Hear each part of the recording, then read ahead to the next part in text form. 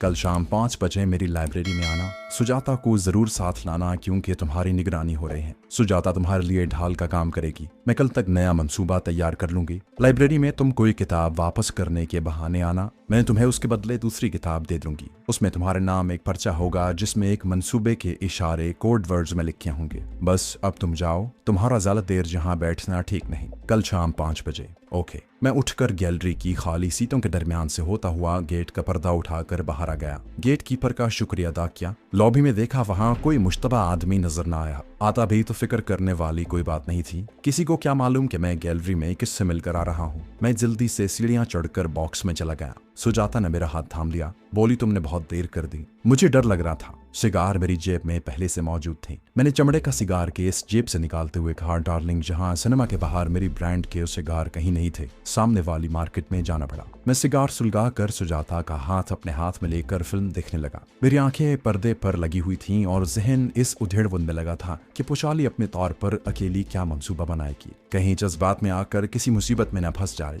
इसी उधेड़बुन में फिल्म खत्म हो गई। सुजाता को घर छोड़कर जब मैं अपने मकान की तरफ रवाना हुआ तो मैंने महसूस किया कि एक गाड़ी की रोशनियां मुसलसल मेरे पीछे आ रही थीं। ये सिवाय खुफिया सुराग रसां के और कोई नहीं हो सकता था, लेकिन मैं मुतमईन था। सब काम ठीक हो गया था। मैंने पोशाली से मुलाकात भी कर ली थी और किसी को उसका इल्म भी नहीं हुआ था। नेपाली चौकीदार ने गेट खोल दिया। मुझे नमस्कार करने के बाद बोला, साहब, कमला आपके लिए चाय थर्मस में डाल गई है। मैंने इस बात में सिर हिलाया और अपने बेडरूम में दाखिल हो गया। टेबल लैंप जल रहा था। तपाई पर मेरी थर्मस और एक खाली कप पड़ा था। मैंने जल्दी से बिस्तर के नीचे हाथ डालकर अपने जोगियों वाला चोला और धोती बाहर निकाली और उसका छोटा सा गोला बनाया। खुदा का शुक्र अदा किया कि किसी ने मेरे कमरे की तलाशी नहीं ली। हर शय वैसे ही पड़ी थी जैसी मैं छोड़कर गया था। मैं जोगियों वाले चोले और धोती को जला देना चाहता था, लेकिन उससे धुआं बहुत उठता। बंगले में कोई आतिशदान भी नहीं था। आखिर ये फैसला किया कि इन कपड़ों को काट कर पुर्जे पुर्जे कर दिया जाए और सुबह दफ्तर जाते वक्त किसी वीरान गड्ढे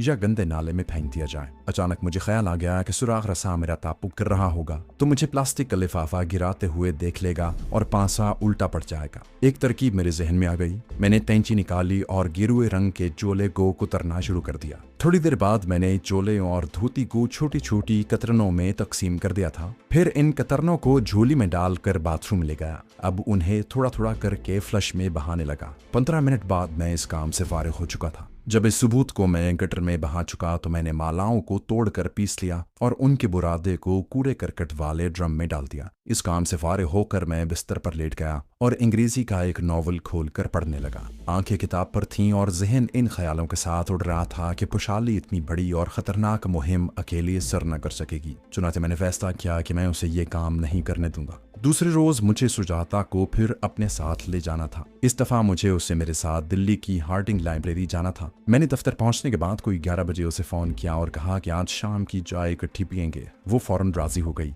मैंने कहा वो अपने दफ्तर में ही मेरा इंतजार करे, मैं दफ्तर से सीधा उसकी तरफ आऊंगा। मेरे दफ्तर की अलमारियों में मेरी चंद एक अंग्रेजी किताबें पड़ी हुई थी जो मैंने फुर्सत में अपने मुताले के लिए रखी हुई थी। ये ज्यादातर जासूसी किस्म के नॉवल थे। इनमें से किसी पर हार्डिंग लाइब्रेरी की मोहर नहीं थी, लेकिन मोहर की क्या जरूरत थी। मैं दफ्तर से ठीक 4:30 बजे निकला और सुजाता को लेने इंडियन एयरलाइंस के चांदनी चौक वाले दफ्तर की तरफ चल पड़ा। वो मेरे इंतजार में बिल्कुल तैयार खड़ी थी। उसने आज आसमानी रंग की साड़ी के साथ गले में नीलम का हार पहन रखा था जो उस पर बहुत खूबसूरत लग रहा था। दफ्तर की सीढ़ियां उतर कर वो मेरी कार की तरफ बढ़ी। किशन डियर, हम एयरपोर्ट वाले रेस्टोरेंट में चाय पियेंगे, जहाज को लैंड और टेक ऑफ करते भी देखेंगे। उसने इठला कर तजवीज पेश की। मैंने कहा, तुम जहां कहोगी हम वहीं चलेंगे, लेकिन 1 मिनट के लिए मुझे हार्डिंग लाइब्रेरी में ये किताब वापस करनी है और अभी हमारे पास काफी वक्त है। सुजाता ने भी कोई एतराज न किया। मैंने हार्डिंग लाइब्रेरी के सामने वाले पार्किंग स्टैंड पर गाड़ी पार्क की तो सुजाता ने बेजार सा मुंह बनाते हुए कहा, तुम जल्दी से किताब अंदर वापस करके आ जाओ, मैं गाड़ी में ही बैठती हूँ। इसरार करना खामखा शक में डालने वाली बात थी। मैंने डैशबोर्ड में से किताब निकाली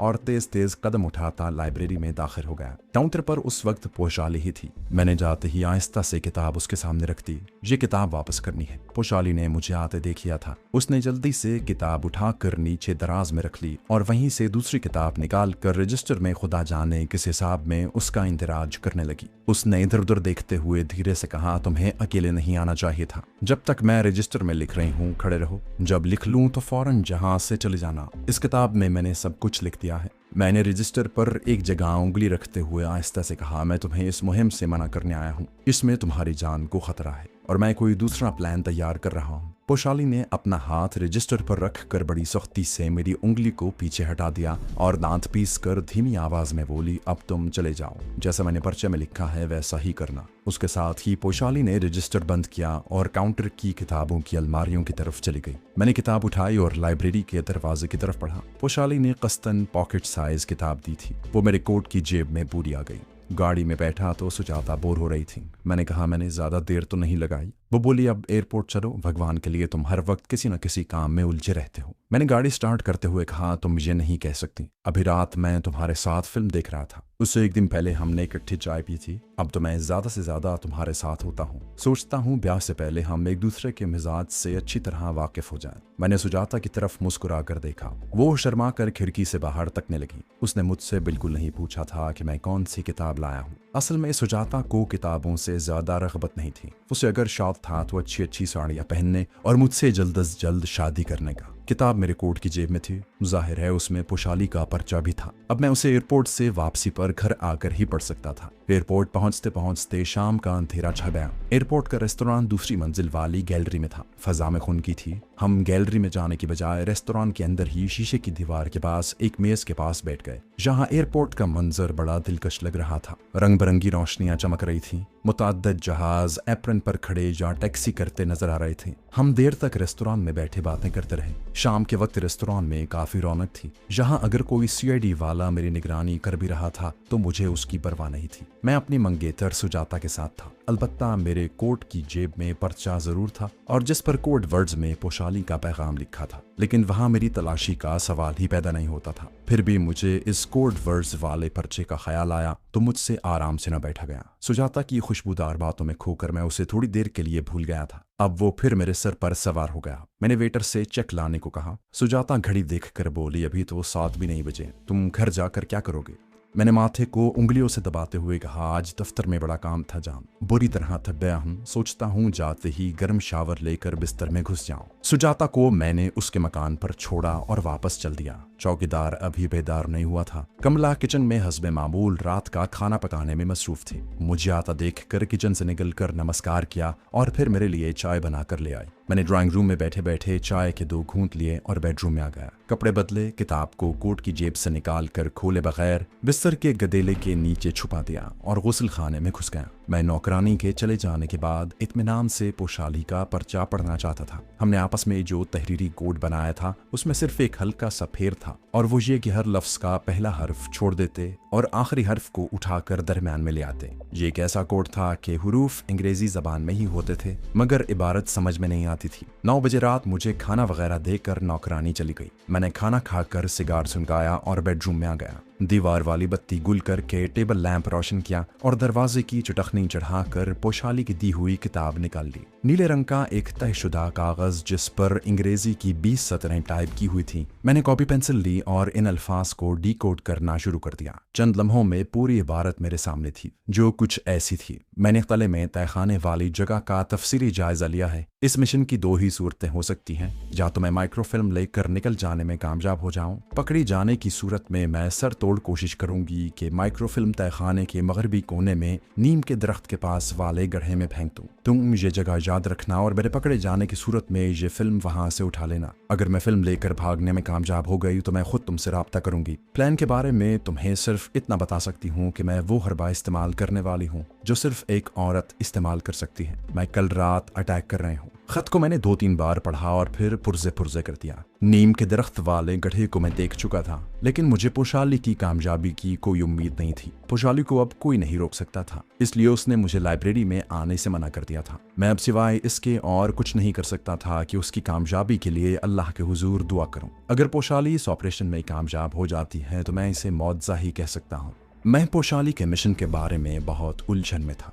दूसरे दिन भी मैं बेचैन रहा। इसकी खास वजह यह थी कि अब मुझे फिक्र पड़ गई थी कि मैं एक इंतहाई अहम मिशन की तकमील में मसरूफ था। मैंने बहुत ताना बाना फैला रखा था। अगर खुदा न खास्ता पोशाली पकड़ी जाती है तो यकीनन उस पर बहुत तशद्दुद किया जाएगा। अपने होशो हवास में रहते हुए तो शायद पोशाली जबान न खोले और हर किस्म का तशद्दुद बर्दाश्त कर ले, लेकिन भारतीय इंटेलिजेंस के पास ऐसे तरीके भी थे कि वो पोशाली को नीम बेहोशी की हालत में लाकर उसके दिल का हाल मालूम कर सकते थे। ऐसी सूरत में मेरा जिक्र लाजमी था और फिर मेरा जो अंजाम होता वो साफ जाहिर था। मैंने अपने फरार के मुतालिक सोचना शुरू कर दिया। रात को मैंने खाना बेतली से खाया, अपने बेडरूम में जाकर बिस्तर पर दराज हो गया और एक फिल्मी रिसाला पढ़ने की कोशिश करने लगा, लेकिन निगाहें अल्फाज से उजड़ रही थीं। मैंने घड़ी देखी, रात के 10:15 बज रहे थे। अचानक दिल में ख्याल आया कि पाकिस्तान में अपने बॉस से बात की जाए। रात 10 बजे के बाद किसी भी वक्त अपने बॉस से बात कर सकता था। एक मुद्दत से मैंने अपने बॉस से भी बात नहीं की थी। इस नाजुक मरहले पर उससे मशवरा करना जरूरी था। अगरचे काफी वक्त गुजर चुका था और मेरे अंदाजे के मुताबिक पोशाली उस वक्त लाल किले की तरफ रवाना हो चुकी होगी। फिर भी मैंने बॉस से बात करने का फैसला कर लिया।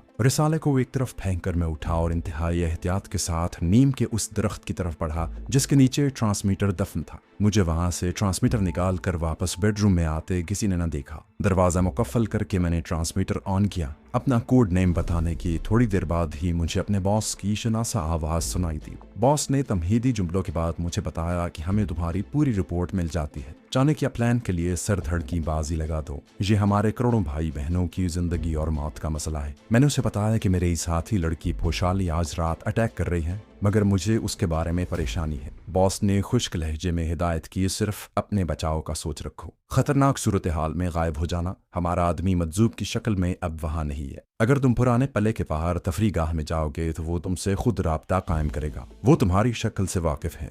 और कोई बात नहीं थी। बॉस ने पोशाली के बारे में किसी किस्म की तशवीश का इजहार नहीं किया था, बल्कि उल्टा मुझे कहा था कि अपने बचाव का मंसूबा तैयार रखूं। मैंने ट्रांसमीटर बंद कर दिया। उसे जिस तरह दरख्त के चबूतरे से निकाल कर लाया था वैसे ही वापस छुपा दिया और ईंटें लगाकर दर्जों में घास फूस फंसाकर आगे झाड़ झनकार डाल दिया। उस रात वाकई मुझे नींद नहीं आई। सर भारी था, आंखें नींद से जल रही थी, मगर नींद नहीं आ रही थी। ख्याल पोशाली की तरफ लगा था। बड़ी नाजुक खड़ी थी। यकीनन लाल किले में उस वक्त पोशाली या तो अपने मिशन में कामयाब हो चुकी होगी या गिरफ्तार हो गई होगी, या किसी फौजी की गोली ने उसे मौत की नींद सुला दिया होगा। सोच कर मेरा दिमाग शल हो गया था। मैं गैर शऊरी तौर पर उठकर बाथरूम में चला गया। कपड़े उतार कर शावर खोला और नीचे बैठकर आंखें बंद कर ली। बाद में जब मेरी और पोशाली की मुलाकात हुई तो पोशाली ने मुझे उस पुरखतर मिशन की जो तफसीलात बताईं, उनसे जाहिर हो गया कि पोशाली ने शायद अपनी जिंदगी में पहली बार अनाड़ीपन का सबूत दिया था। उसने बड़ा ही कच्चा हाथ डाला था और उसका नतीजा भी उसे भुगतना पड़ा। पोशाली ने मुझे जो कुछ बताया वो उसकी ज़बानी सुनाता हूँ। पोशाली सरे शाम ही लाल किले में एक खुफिया जगह पर छुप गई थी।